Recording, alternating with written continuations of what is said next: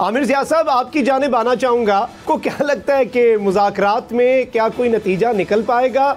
जिस तरह से फरीजुल्लाह न्याई साहब ने अपनी ओपिनियन रखी, उन्हें लगता है कि ये फिक्स्ड है। आपको लगता है कि पाकिस्तान तहरीक इंसाफ इन मुज़ाकरात में से और PDM भी इन मुज़ाकरात में से कोई विन विन सिचुएशन क्रिएट कर पाएगी?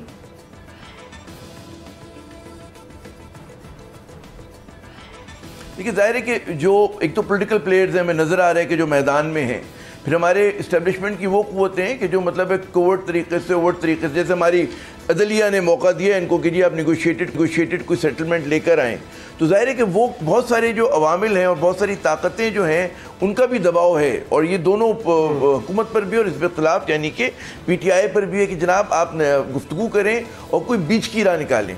अब बीच की राह जो मेरी मालूमात है, जो मेरी बात हुई है, दोनों तरफ से मेरी बात हुई है, अब उसमें जो बहस चल रही है कि एक तो PTI, जैसे मैंने पहले कहा कि वो मंगल से आगे मुज़ाकरात को नहीं लेके जाना चाहते। दूसरा, वो जो बात कर रहे हैं कि जी वो चाहते हैं PTI के इससे बजट जो है, बजट से पहले जो है असेंबली डिज़ोल्व हो जाए, और वो चाह रहे हैं कि केयर टेकर गवर्नमेंट जो है वो बजट दे रही हो। अच्छा, उधर इसरार ये है कि जनाब बजट हम देंगे।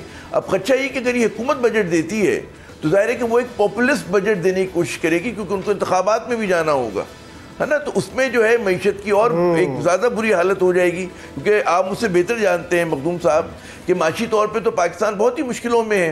मतलब हम जितने भी क़यास रहे कि घोड़े हम और आप बैठ के दौड़ाते रहें, जो एक आम पाकिस्तानी है मुझ समेत, वो आज बहुत दुखी है। कि आप देखें कि अब जो लेटेस्ट फिगर्स अफराद दर के हैं वो 46.82 हैं। इस मुल्क में पिछले अगस्त से अगस्त 2022 से लेकर आज तक इन्फ्लेशन जो है 42%, 42% से ज़्यादा है।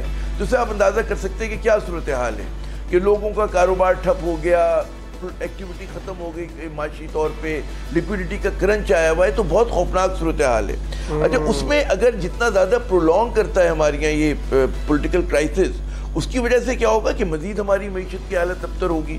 तो इसका एहसास बेशक सियासतदानों को हो ना हो, उनके खुदगर्जाना किस्म के अपने मकासद हो, लेकिन हमारी इस्टेब्लिशमेंट को, क्योंकि मेरा इस बात पे वो है कि जनाब उन क्योंकि बहुत डिसिप्लिन और ऑर्गेनाइज फोर्स हैं, तो उन्हें अंदाज़ा होगा बहुत सारी चीज़ों का।